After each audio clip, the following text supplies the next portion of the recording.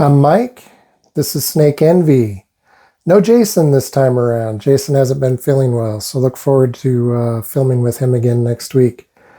Wanted to take a quick opportunity to give you guys a couple of updates. We've had some questions from some of you.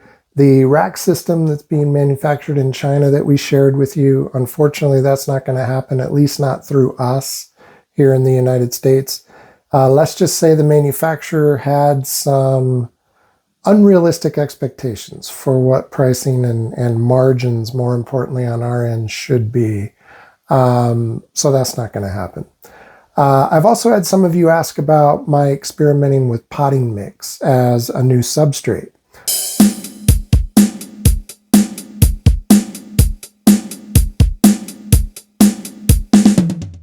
I was very happy with my old substrate, but decided to give this a try.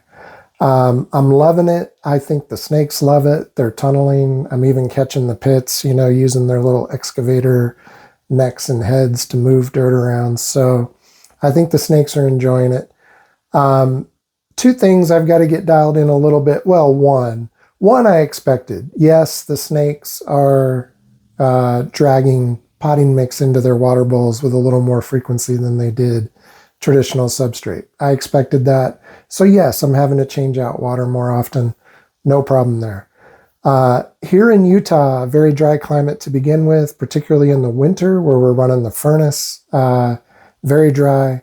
The potting mix does dry out quickly. So I'm adding moisture to the mix about weekly now.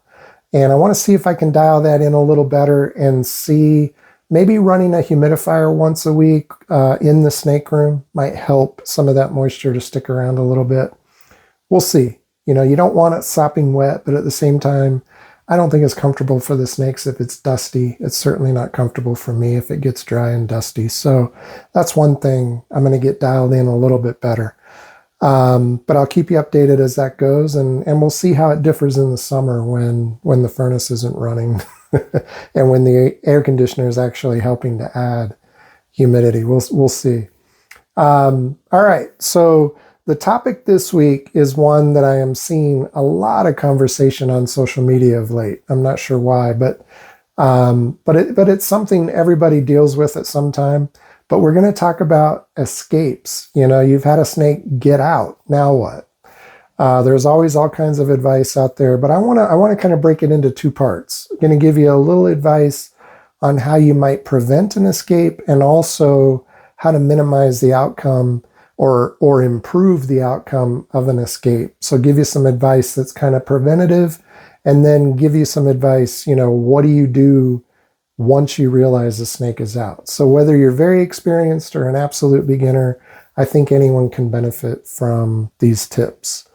So let's start with the preventative. The very first thing I would recommend, particularly if you have young snakes, neos and maybe up to about a year old, is have them in a dedicated snake room.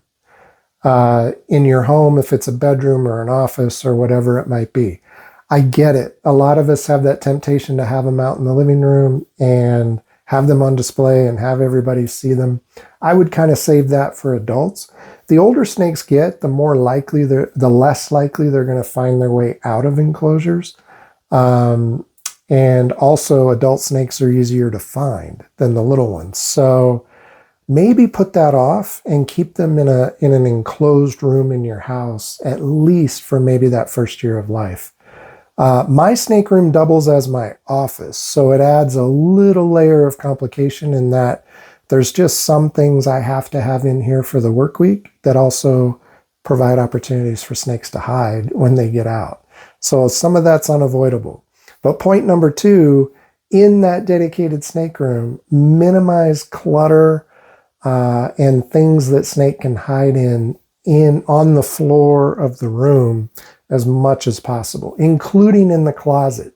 Either keep the floor of the closet empty or keep anything that you're storing in the closet. Another thing in my office, the closet in my office kind of doubles as a storage space. So invest in tubs that you store things in, invest in boxes that you can close or that have lids, and store items on the floor of the closet in containers and boxes. And that way, a snake is absolutely going to be drawn to your closet. And that way it's hiding under or behind boxes that you can carefully remove and put back, rather than working its way into the variety of items that might be on the floor of a closet. So organize your closet a little bit. Keep the floor of the room as clean and clutter-free as you can.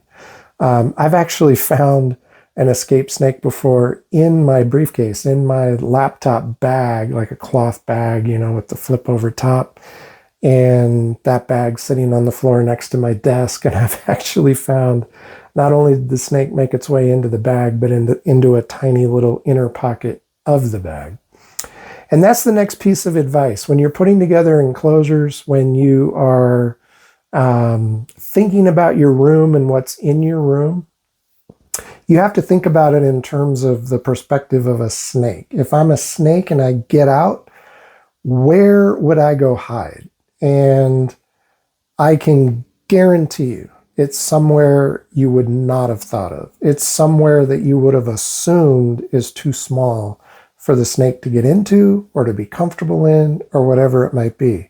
I'll give you one example. Here in my snake room, I have these drawers, and I believe I purchased them at Bed Bath & Beyond back of the day, but you can find them at a variety of places. But they're designed to be stacked, so you can either buy them and stack them.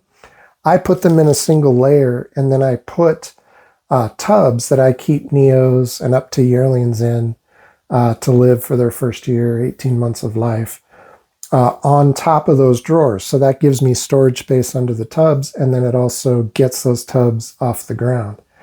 And I've had a couple of escapes over the years where the snakes did go into those drawers because the backside of that drawer cabinet is open. And so they climb up into the drawer.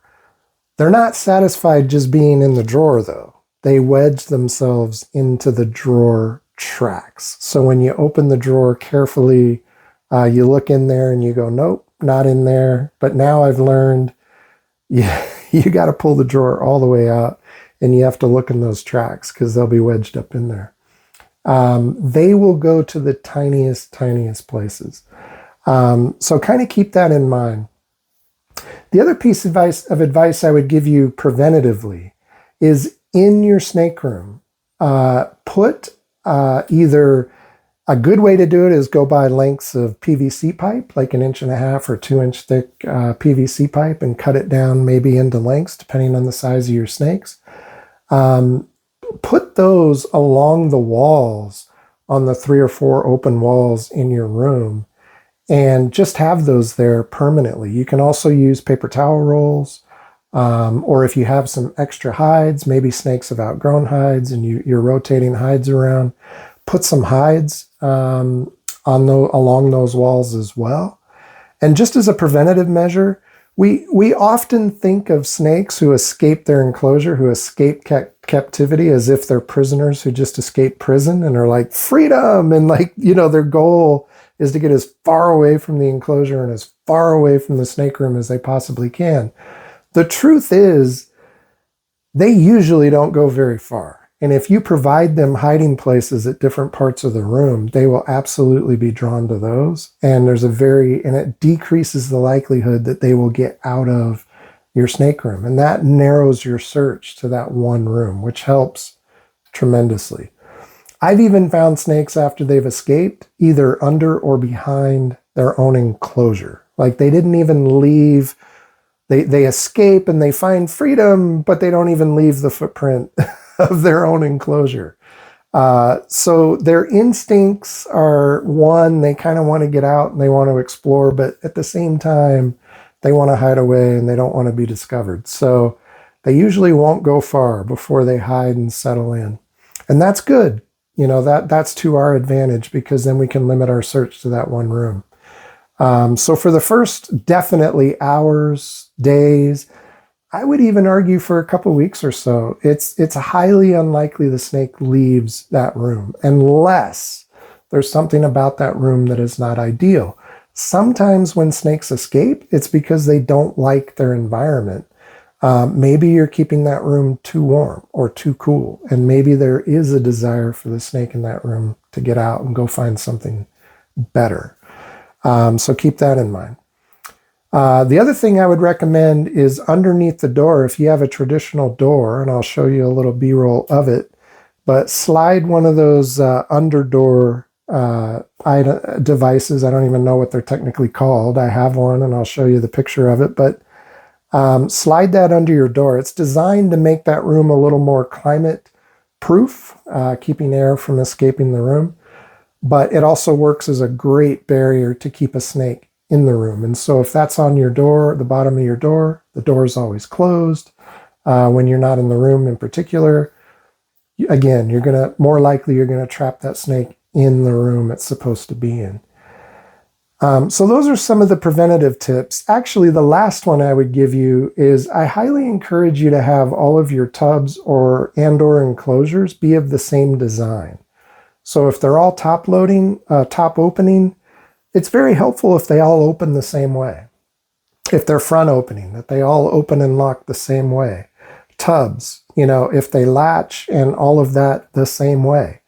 It kind of sounds maybe like I'm being a little too specific here, but we are creatures of habit and we develop muscle memory. And if you're dealing with a whole bunch of different enclosure designs and getting your snakes in and out, locking everything up is different for every enclosure, you're just more likely to make a mistake and leave one open.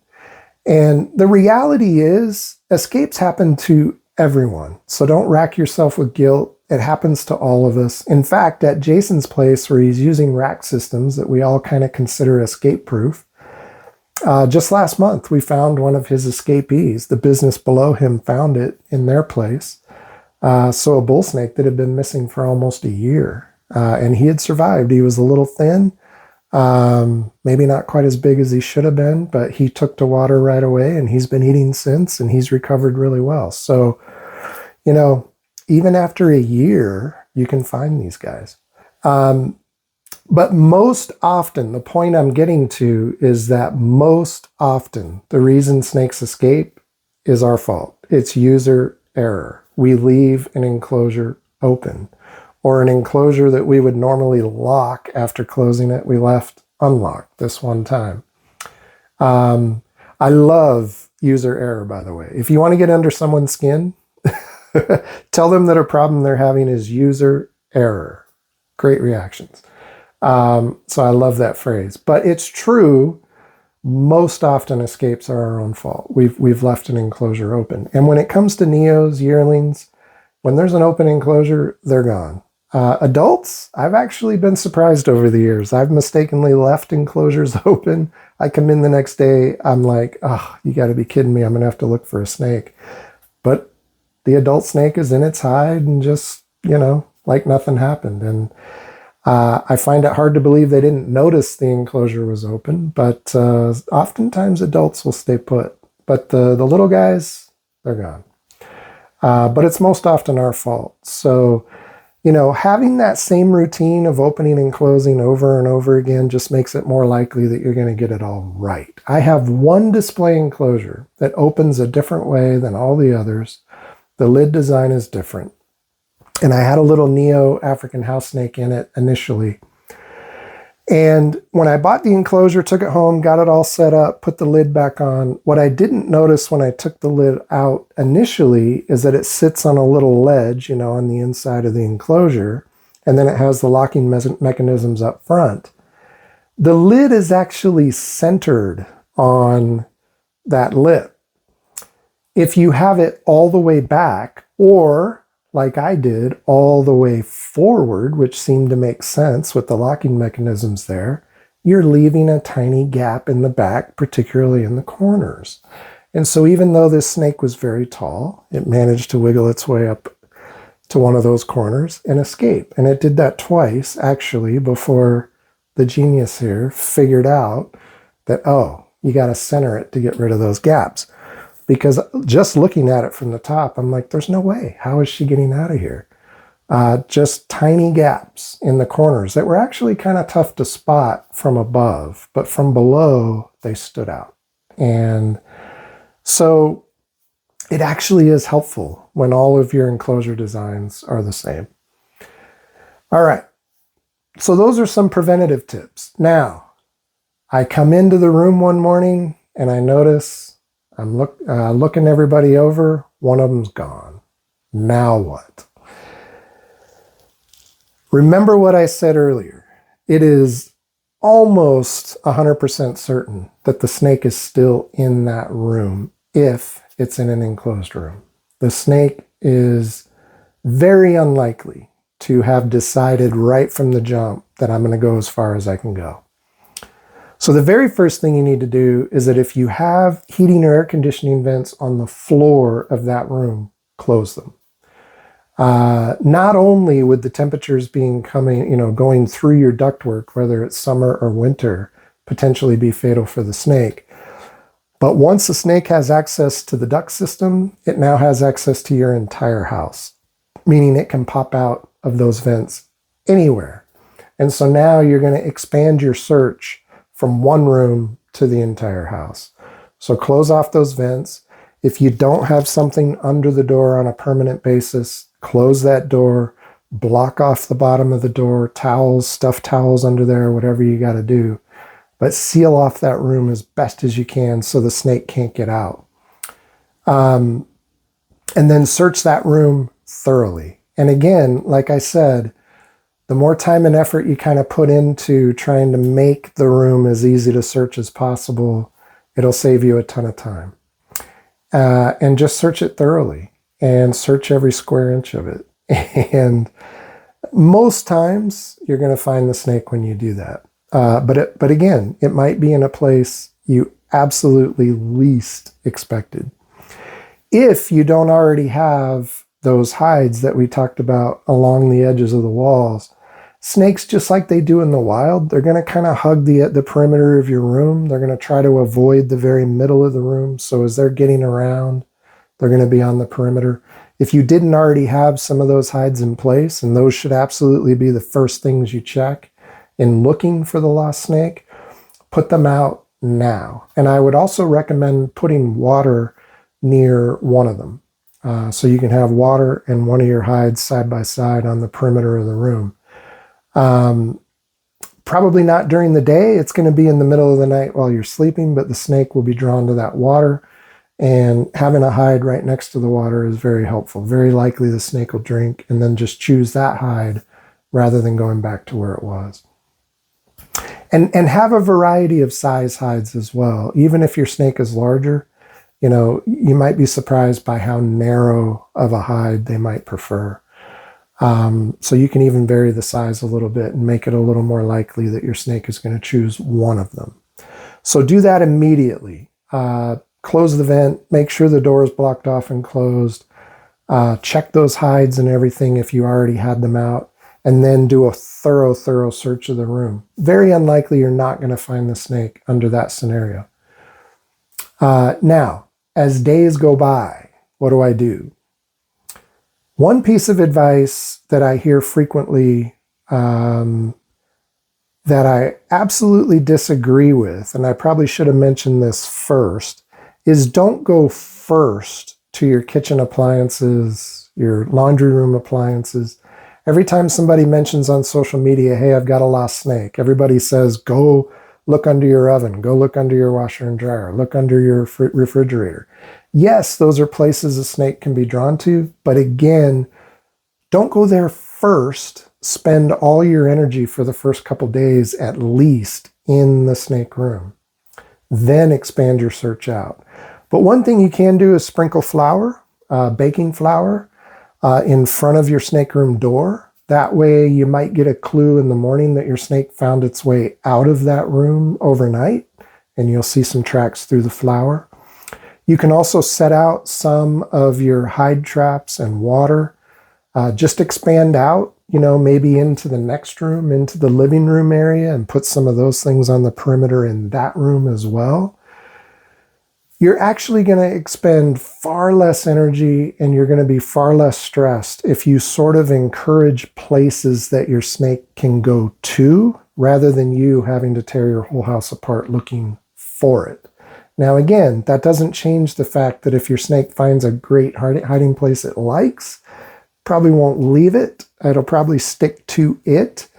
But if you give it enough options in terms of hiding places and water, chances are you're going to catch it in one of those places. If you have a trail camera, use it. Here is my trail camera, and trail cameras are a great way. Most of them have a night vision feature where they can take pretty decent photos even at night. If you set this up in your snake room in those first couple of days, maybe have it near the door, kind of pointing out into the room, or just put it along maybe the longest wall and have it shooting down that long wall. But a very good opportunity.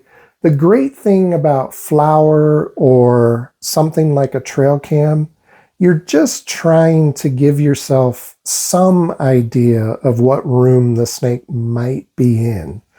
So after a few days go by, if you move the trail camera out into the living room where it had been in the snake room, for example, you know, and then maybe a couple nights later move it into a different room.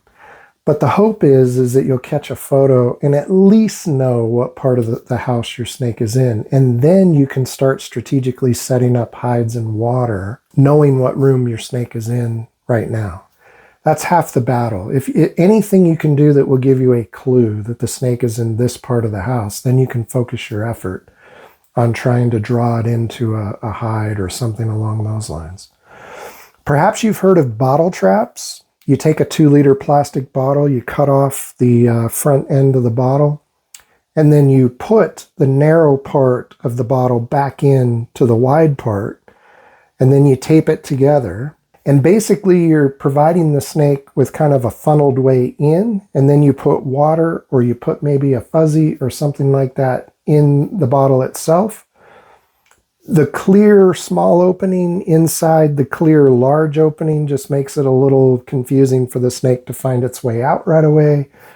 You can even cover the outside of the bottle with something dark, and it'll also serve as a hide. So maybe if the snake goes in there, takes a drink, it's not going to see any need to leave, or it has a meal, it may just stay there. So that bottle trap, you can check a couple times a day. Bottle traps do work really well.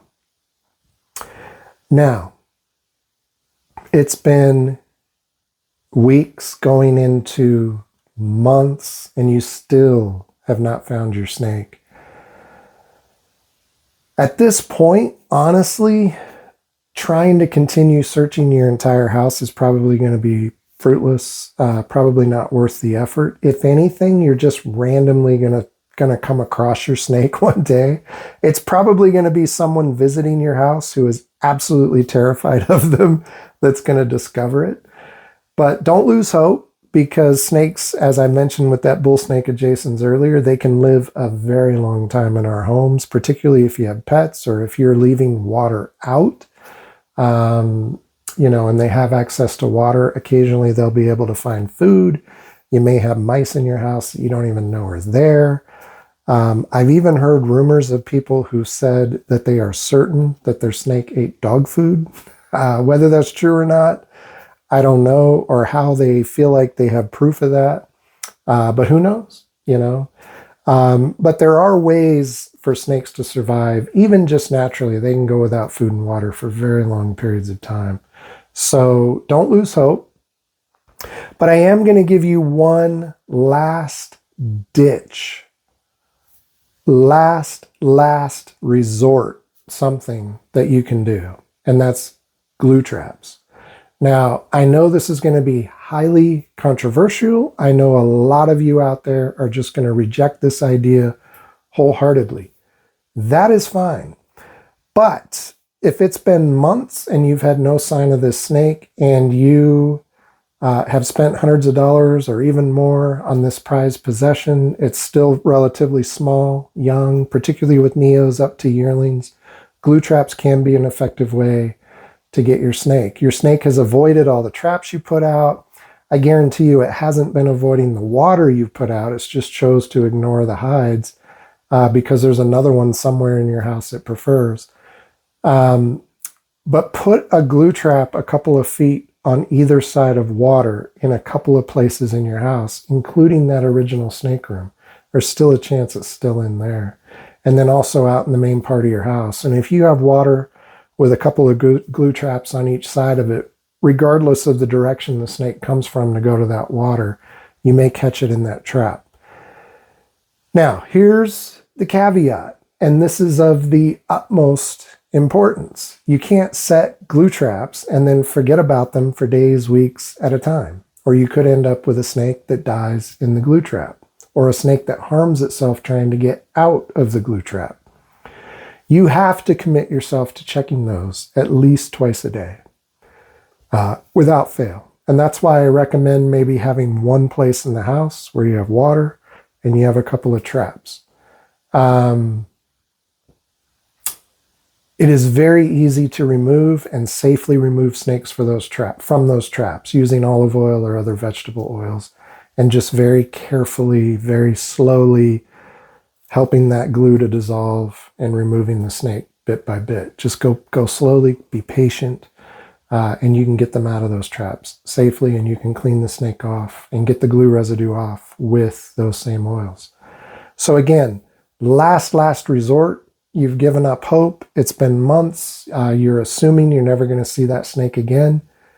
It is a last resort that I would use. I personally have not had to use it. I've always either found a snake or I've found a body, unfortunately, in one case, where a snake made it into our crawl space and perished. So I have never used the glue traps personally, but it is absolutely a last resort method that I would use if I've given up all hope after 6, 9, 12 months of finding that snake again.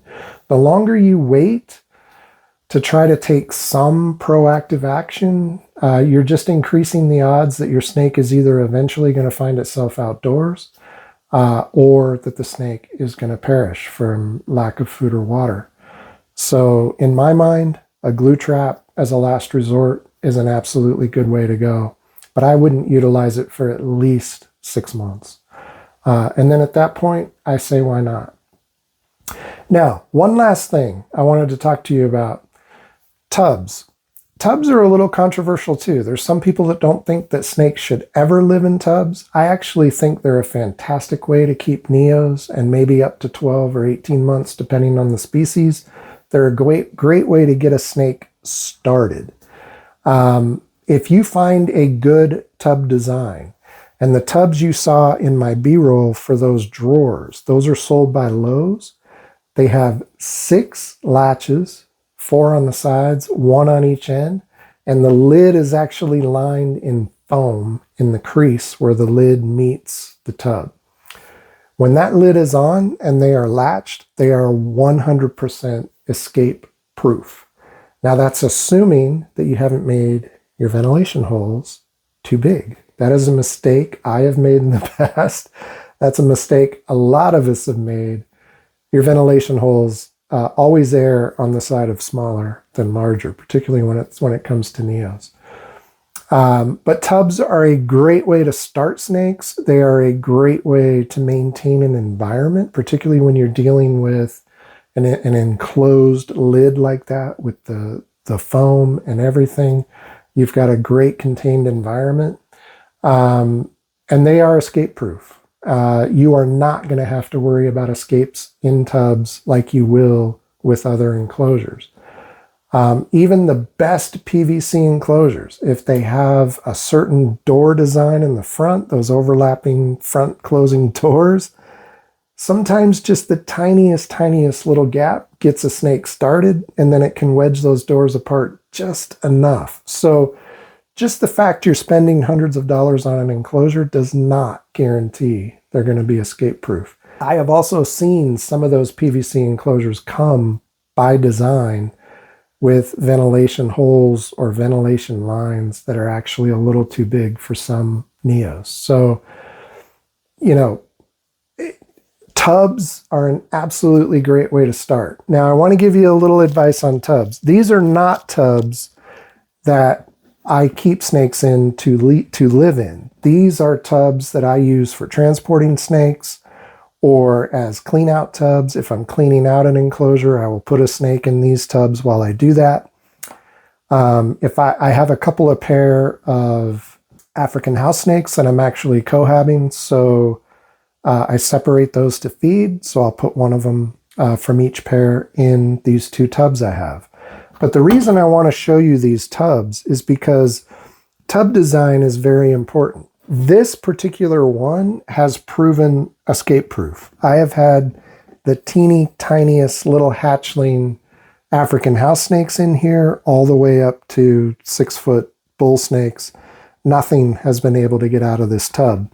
Now, I have found in the mornings a time or two after leaving one in overnight to eat that the little house snake Neo has wedged itself into this little space inside the lid where this latches. So I'll come in the morning and, oh no, where's the snake? And then I lift it up and look under the paper towel. Oh no, where's the snake? And the first time that happened, I then went to take the lid off and it was, wedged into this gap. What makes this tub escape proof compared to the one I'm going to show you? One thing you'll notice, the lid overlaps the tub. So the tub edge curls up and then the lid curves down over it. And so when you combine that overlap with the latches and the fact that this lid is somewhat stiff, the snakes cannot get through that. It's almost creating an overlap that is so thin there's nothing for them to get into. Now compare that to this tub. What you'll notice right off the bat is that the tub folds down and the lid sits on top of that. So there's very little overlap. And there's actually a little shelf here, a little gap that is kind of naturally created by the lid sitting on that. And then on top of that, this lid is a little more flexible. The tub is a little more flexible than this other one. So tubs can be fantastic, but you've got to pay attention to their design. And again, you have to think of it in terms of, if I'm a snake, believe it or not, even the tiniest little Neos can wedge themselves into these corners and get up into the top part of the tub. Design is everything. But when you find a good tub design, again, they are a remarkable way to keep very young snakes for the first part of their life. And the good ones are 100% escape proof. The only time that I have had a Neo get out of one of my Lowe's, 5-6 latch tubs was because one time I thought I was saving a little time, and I have 4 of those tubs right here behind me. And while I was doing some cleaning, I decided, well, I'll unlatch them all, and that way I've got that done. And then as I go tub by tub, I will just put the tub, sit it back on, and with that foam lining and the fact that the lids are a little bit heavy, I thought there's no way on earth that a Neo could push its way out of that tub. So I didn't latch. By the time I got to the 4th one, I had 3 of them unlatched with the lids just sitting on. So then I get to the 4th one, I finish the cleaning, I latch it, and then I go back to latch the other 4. So I'm thinking, genius move, saved me a few minutes, and it just seemed like an easier process. When I get back to the first one, the snake's gone. Now, fortunately, it was still in the corner behind the tub. Again, it had only gone not even a foot from the tub that it escaped from in those few minutes, and so I very easily found it, put it back. But I learned going forward that even the lids just sitting on there were not heavy enough that a tiny little Neo couldn't push its way out. So just know that if there's a way, your snake will find it and they will get out. So hopefully these tips are helpful. Hopefully this helps you better determine maybe how I can make an escape preventable or make an escape maybe easier to find my snake in those first minutes or that first day or two. I hope this helps. Please like, subscribe, and comment. Tell us some of your tips and what's worked for you when you've had an escape. And is there anything you do preventatively, more importantly, to try to prevent the inevitable escape? Thank you.